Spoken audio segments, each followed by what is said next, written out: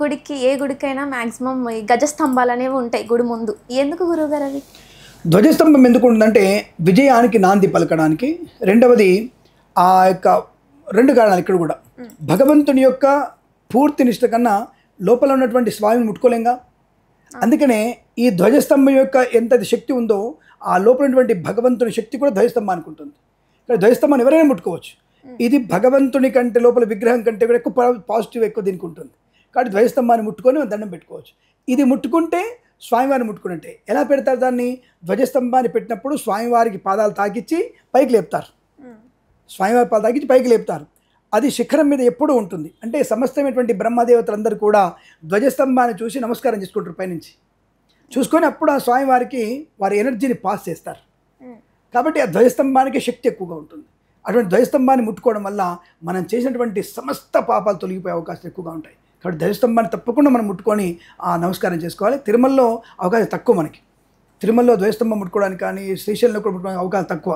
ఎందుకంటే ప్రతి ఒక్కరు ముట్టుకోవడం కష్టం కదా అని చెప్పేసి బంధించేశారు. మనకు లైన్లో దూరంగా ఉంటుంది అది.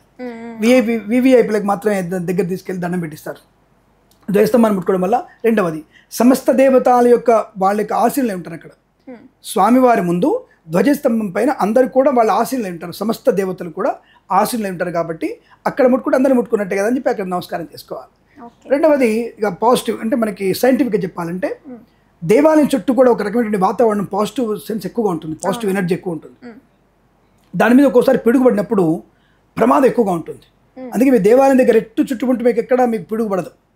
ఎక్కడ దేవాలయం ఉన్నా సరే మీకు మ్యాక్సిమం పిడుగుపడే అవకాశం లేదు. ఏ దేవాలయం దగ్గర కూడా. శ్రీశైలం నుంచి ఇప్పుడు ఇన్ని వేల సంవత్సరాల నుంచి ఉంటుంది. ఎప్పుడూ చిన్న పిడుగుపడినటువంటి శబ్దం మీకు ఎక్కడ కనపడలేదు. ఎందుకంటే ధ్వజస్తంభము వచ్చేటువంటి పిడుగు యొక్క శబ్దాన్ని కానీ పిడుగు యొక్క కాంతిని కానీ విస్ఫోటనం చేస్తుంది పైన. అంటే దూరంగా జరిపేసేస్తుంది. కాబట్టి పిడుగు కానీ ఎటువంటి ప్రమాదం జరిగినా సరే భూతాపం వల్ల కానీ ఇతరత్ర వల్ల వచ్చేటువంటి ప్రమాదాన్ని ఆకర్షించకుండా వికర్షించే శక్తి ధ్వజస్తంభానికి ఉంటుంది. అలాగే శిఖరానికి ఉంటుంది. గుడి మీద శిఖరం ఉంటుంది కదా, శిఖరం. ఈ రెండింటి వల్ల అక్కడెక్కడ మీకు అటువంటి తరంగ ధైర్యం ఉండదు. నెగిటివ్ ఎనర్జీ రానివ్వదు. పాజిటివ్ ఎనర్జీ ఉంటుంది. కాబట్టి ఆ ధ్వజస్తంభం యొక్క ప్రతిష్ట అంత విశేషమైనది అనమాట.